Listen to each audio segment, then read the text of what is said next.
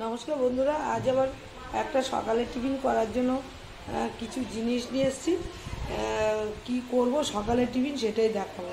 এই যে আমি ময়দা নিয়ে নিয়েছি, ময়দা দিয়ে এই একরকম গোলা রুটির মতোই করব। এই যে সবসময় তো রুটি লুচি খাই, এটাও এক আধ দিন করে খাওয়া উচিত। এই যে ময়দা নিয়ে নিয়েছি, কী কী দেবো দেখাচ্ছি। আলু সিদ্ধ করে নিয়েছি, গাজর গ্রেট করে নিয়েছি, পেঁয়াজ কুচিয়ে নিয়েছি, কাঁচা লঙ্কা কুচিয়ে নিয়েছি, আর টমেটো কুচিয়ে নিয়েছি, আর দুটো ডিম দেবো, আর হলো বিট নুন, নুন নর্মাল নুন, আর হলো দেবো হলো গোলমরিচের গুঁড়ো। এই দিয়ে কি করে পরপর মেশাচ্ছি দেখাবো, আর করে রেডি করে দেখাবো। পরপর কী কী দিচ্ছি এই যে দেখাচ্ছি। দিয়ে দিলাম পেঁয়াজ, দিয়ে দিলাম গাজর, তারপর দিয়ে দিলাম এই যে লঙ্কা, দিয়ে দিলাম হলো টমেটো, তারপর সব এই যে দিয়ে দিলাম নুন, দিয়ে দিলাম, তারপর দিয়ে দিলাম আলু সিদ্ধ, দিয়ে দিলাম, তারপর দুটো ডিমকে ভেঙে দেখাচ্ছি, ভেঙে দিয়ে দেবো সেটা দেখ।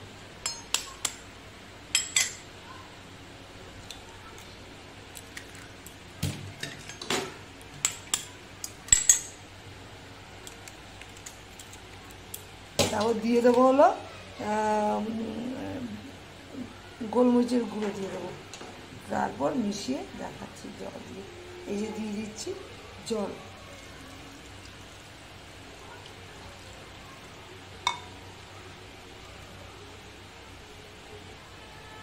গোলাটা আমার এরকম হয়েছে, এই যে তারপর হাতা দিয়ে দিয়ে কী করে দেবো সেটাই পরে দেখাবো।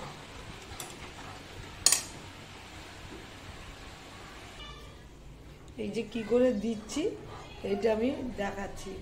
আর মধ্যে সামান্য তেল দিয়েছি, তেল দিয়ে মানে খুব বেশি তেল না, অল্পই তেল দিয়ে এটাকে এখন সরিয়ে দিতে হবে। দিয়ে তারপর মানে গ্যাসের আঁচে বসিয়ে ঢেকে দিতে হবে। ঢেকে দিয়ে দিলে একটু সেদ্ধ হয়ে যাবে, মানে যা সবজি দিয়েছি সেগুলি আর কি সেদ্ধ হয়ে যাবে। সেদ্ধ হয়ে তারপর ঢেকে আবার দেখাচ্ছি। এই যে ঢেকে দিলাম, তারপরে এপিট ওপিট করে লাল করে ভেজে নেব, দেখাচ্ছি। আর এই যে করে ভাজতে হবে। এক পিঠ ভাজা হয়ে গেছে, এবার অপর পিঠটাও ভাজবো। এরকম একটু কড়া করে ভাজতে হবে, যেহেতু ময়দা একটু আর ডিম আছে, একটু কড়া করে না ভাজলে ভালো লাগবে না।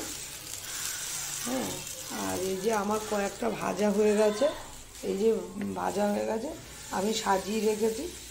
একবার কিন্তু আমার মতন এরকম করে খেতে পারেন, ভালোই লাগবে। চটজলদি খাবার, হ্যাঁ, বেশি সময় লাগে না, কম সময়ের মধ্যে খুব উপকারী একটা সকালের টিফিন হোক বিকালের টিফিন হোক, হ্যাঁ, এরকম ভালোই লাগে।